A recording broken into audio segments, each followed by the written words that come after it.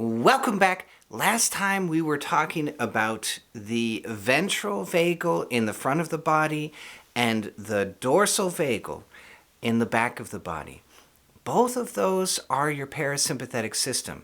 So when you enter into relaxation, whether when you're with family and friends or the deep relaxation of falling asleep at night, entering into the freeze response, or the yogi entering into the freeze response during his meditation, entering into HRV resonance, all of that is your parasympathetic system.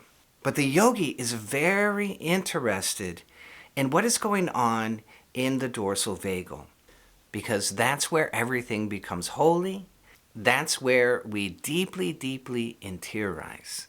Very important for the yogic process. And this is really what the Bhagavad Gita is all about. The ventral vagal versus the dorsal vagal. And so occasionally I have students that ask me, how can I get into the Bhagavad Gita?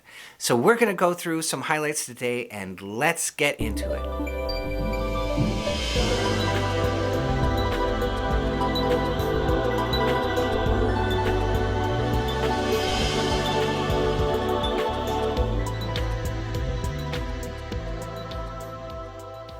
The first place I would recommend getting into the Bhagavad Gita is Sir Edwin Arnold's translation.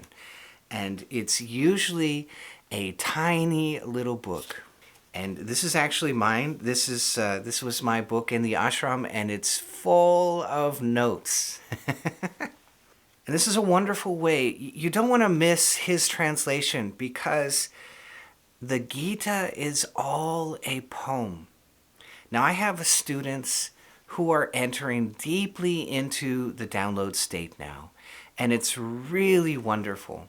So I have a wonderful young yogini entering into this state over and over and over again, and she will ask to the higher self, she will ask a question. And she said, people just started coming up to me and answering my questions. And the first time you go, okay, maybe it's a coincidence. The second time you go, okay, maybe it's a coincidence. And then somebody else walks up to you and answers your question point blank, as if they are an angel arriving from the divine. And you can't ignore it anymore. And she's on the phone explaining this to me, and I'm like, yes, it's all real. It's all real. And so that's an outward confirmation. Very, very often it comes as an inward confirmation, a sense of knowing. As you get closer and closer to the right brain, you will touch on this kind of a state more and more often, and it might be very small. It might just be a subtle, tiny little understanding, and sometimes it will be huge, and it will change your life. Very, very profound. And so imagine living in that download state. My guru said, go up to the medulla and Google God. That is the true guru. And so you hear this phrase, sitting at the feet of the guru. When you're in the download state, you are in that. You are doing that. It's not just a saying. It's not an outward thing. It's an internal state when you begin to access the right brain over and over and over again. And you live in that state. And it's so inspiring. And now look back to the old yogis. And it was so profound and so big and so huge that it turned into an entire scripture that was one gigantic poem. That's a huge download, right? That is the Bhagavad Gita. And so when you read Sir Edwin Arnold's translation, you're going to get some of that beauty and poetry, like this. Steadfast, a lamp burns, sheltered from the wind. Such is the likeness of a yogi's mind. Oh my God, beautiful. And what does that mean? It means that you are so interiorized through the dorsal vagal, through the freeze response, that everything that's shifting and moving outside doesn't touch you. You are interiorized. Your mind is sheltered. It's not that we're controlling the mind to reach this state. No, we're using the breath, we're using the body, we're using the freeze response. Most importantly, we're using that dorsal vagal, that very first key. And that causes the interiorization. And then you can say this. You can be in that state in the freeze response. Steadfast a lamp burns, sheltered from the wind. Such is the likeness of the yogi's mind. Beautiful, beautiful. So don't miss on that. You want to get a Sir Edwin Arnold translation. I'll have a link below. So let's go over the very, very big picture, the very, very big highlights. And that is, first of all, it's a war. Arjuna is called by Krishna to enter into war. That is Arjuna, the third chakra, the ego, where most of us reside most of our lives, worrying about things, worrying, having fears, striving for something better, striving for love. We're all begin in this region. And the higher self, Krishna, is calling down to Arjuna, hey, come enter into striving, enter into the war, become the spiritual warrior. And Arjuna looks across the battlefield, okay? Because all of the Pandavas in the Bhagavad Gita, the 5 brothers, and Krishna are all in the dorsal vagal, all right? They are in the back channel. And the enemy are in the front channel. And so Arjuna looks across the battlefield and says, wait, this is the ventral vagal. And maybe he's thinking something along the lines of, wait, didn't Forrest say this ventral vagal is not so bad? This is where we go out and we meet the world. This is where we go out and we see our family and our friends and our loved ones. How is this so bad? And this is where Arjuna is at. He talks to Krishna. He says, really? I have to wage war on all of this? This is family. I've got family on the other side of the battlefield. What are you talking about? And Krishna says, this is the way it must be in order for interiorization to fulfill its role, and you can go into the divine. You are asking me for the vision of visions, says Krishna. This is the channel you must follow. You must follow the dorsal vagal and let go of the ventral vagal. So he's looking across the battlefield at the sympathetic system and the ventral vagal, and Krishna says you must let all of that go. And that's why it's hard for him. And that's why it's hard for Arjuna, because we're living a balanced life, and the world will call to you. The worries, the concerns, your family, your friends, it will all call to you. And that is normal for the spiritual aspirant. All of that is normal. Krishna is, in a way, saying that's fine, but don't build your castle there. What did Jesus say? Store up your treasure in heaven. Don't store all of it in the front of your body. Don't store it in the ventral vagal. Don't store it in the world, because it will come crashing down at some point. Instead, store a larger portion in heaven. And that's what Krishna is calling on Arjuna for. And so Arjuna follows through and he listens to Krishna. Unlike the bad guys in the front, they don't listen. Arjuna listens, he follows through, and that means he wins the war. What does that mean to us? It means he gets the freeze response and he gets the tranquil breath. And that is the end, okay? The Gita is kind of everywhere, right? But the overarching picture of winning that war is simply the tranquil breath and the freeze response. So I have yogis, right? I love this phone call. Somebody called me up. He goes, oh, Forrest, I'm not doing that great. I only have the freeze response every single time that I meditate. And I'm on the other side of the phone going, do you know how long it took us to get to that point? Because some of us struggled for so long. and I present it to you, and it's you understand the medical science of it, and so you just go out and you do it, and then you get into that freeze response, and sometimes all of the things which were showing you were doing so well, the 4 proofs, they begin to go down, and the freeze is this disappearing, and so your whole meditation is going well, but it's disappearing, and you go, oh, is this good? I don't know. Oh my God, it's wonderful. And you're winning. You are winning the war of the Bhagavad Gita. Oh my God, that should blow your mind. So sit there in the freeze response and the tranquil breath and go, I've just won the Bhagavad Gita. I won that war. It's humongous.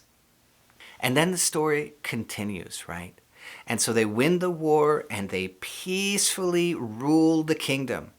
And that is you in your body, peacefully entering into the Para-avastha. You're entering into these beautiful, deep states, the tranquil breath, the freeze response, and you're enjoying that peace and that tranquility, and you're oming into the chakras, right? And it begins to cause this roll up of consciousness. And this comes after the war. Oh my God, does this blow your mind? This is after the war. After they have peacefully reigned in the kingdom, they decide, look, it's time to go up into heaven. So all of the Pandavas get together and they start climbing the mountain. And they come with their wife. The wife was won by Arjuna. And when they brought her home, the mother did not understand that he won a wife, not a normal prize. And so she goes without thinking, she says, share your prize with all of your brothers.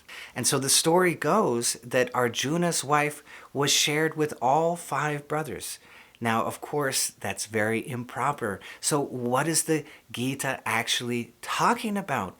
They're talking about the Kundalini, which does not stay with just one chakra, but passes through all of the chakras. And so all of the Pandavas and the wife and the dog all start climbing the mountain into heaven. And the wife dies, and that means that the Kundalini at the base of your spine arises and falls away and is absorbed by the first chakra. That's the first brother. Then they're climbing some more. That first brother dies. He is absorbed by the second brother. The second brother dies and is absorbed by the third brother, Arjuna. And then Arjuna passes away. He's absorbed by the heart. And the heart passes away. It is absorbed by the throat chakra, the eldest brother. And the eldest brother is standing there in front of the gates of heaven. And they say, come on in, but you must leave your dog. And the eldest brother is very wise. He says, look, this dog has been faithful to me all this time. My own brother has passed away, but the dog is still here. I will not abandon my dog. And in that moment, the dog transforms into none other than Vishnu. And Vishnu and the eldest brother pass into heaven. What is that? That means your ego, which you brought along this ride all this time, is not forsaken. It is not dying. It is not thrown away like a piece of trash. No, the eldest brother says, look, this piece of me has been faithful all this time. It got me here. Oh my God. Do you know how hard that is to wrangle your ego into the idea of emancipation, into this idea of liberation? Oh my God, it was that faithful. No, I will not abandon him now. And the divine understands, because in that moment, the conscious mind, what you think is you as the ego, curves up and embraces the superconscious mind. It merges until you can't differentiate, right? That begins in absorption and it finishes in the samadhi, the non-dual state. What does that mean? There is no me over here and God over there. It's one. It's together. It's union. It's non-dualistic. That's what happens to your ego. So the letting go is the letting go into something much greater. It's like growing up. When you grow up, you don't lose what you were, you expand into something much larger. But those pieces that were you as a child, they're still in you. And that's why it's so easy to do inner child therapy. Really amazing, right? So all of this is contained in the Bhagavad Gita. So if you have that, those deep, deep states, tranquil breath, freeze response, roll up of consciousness, if you have that, you have won the war of the Bhagavad Gita and more. You have climbed up the mountain into heaven with the Pandava brothers. It's amazing. It's just absolutely amazing. So maybe you just rest there in absorption. Maybe you go into the non-dual state. You've still accomplished all of that, you see. And now you're at the gate, negotiating your way into heaven. How do I absorb? How do I really become all of that? You soak in it. Become the holy potato. Soak in the hugeness of the divine. The hugeness of the divine intelligence. The hugeness of the nothing. And you surrender to all of that. And you get sucked in and you become one. And that's the point of the Bhagavad Gita. That's the point of yoga. That journey, going on that journey, winning the war and climbing the mountain. And now you have a really very, very simple, clear view of what the Bhagavad Gita really is. And this is why it is the ultimate yogic textbook.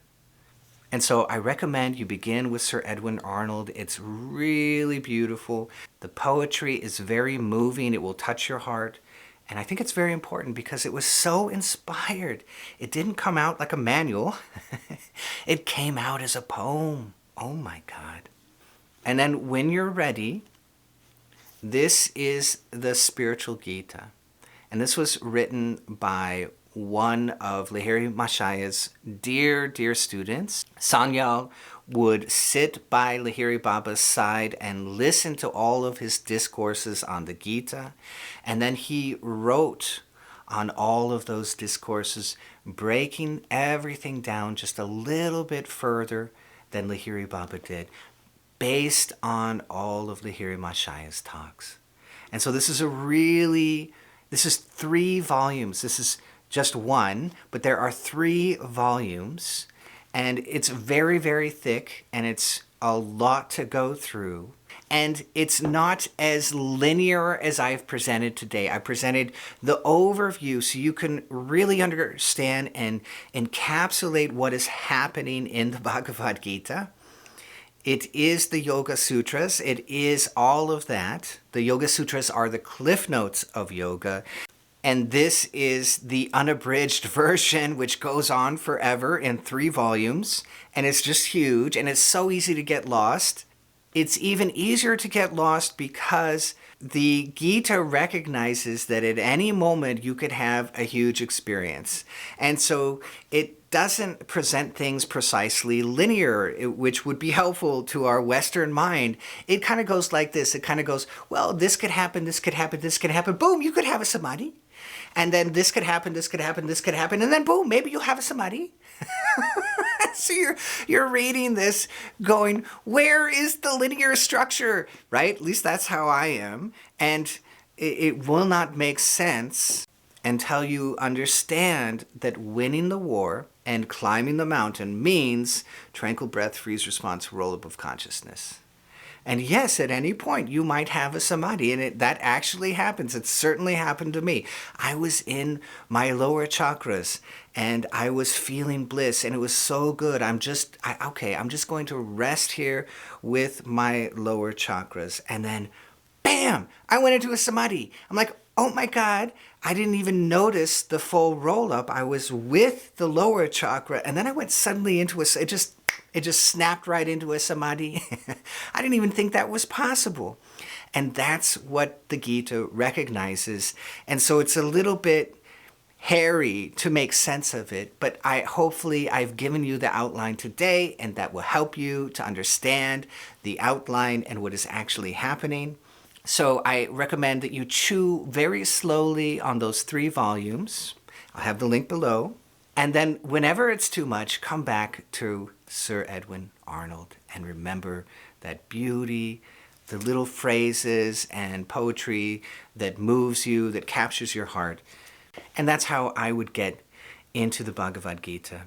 And mostly follow my book, because this is the Yoga Sutras, this is the Bhagavad Gita, this is winning that war through the freeze response, which is the dorsal vagal, having the tranquil breath, and having the roll-up of consciousness. This is the manual, the very short manual to the very large, unabridged version of the Bhagavad Gita. So I hope this gives you a beautiful core view into the Bhagavad Gita. So it's never too much, it's never confusing ever again. You can see the Gita, you can see the war, and you can say, I get this. I understand this. I know exactly where this is going. I know exactly what that looks like in the body. I know the nerve which is supporting that process. It is the dorsal vagal complex and the freeze response. So hopefully you love this. If you did, be sure to hit that bell down below so I can see all of you next time.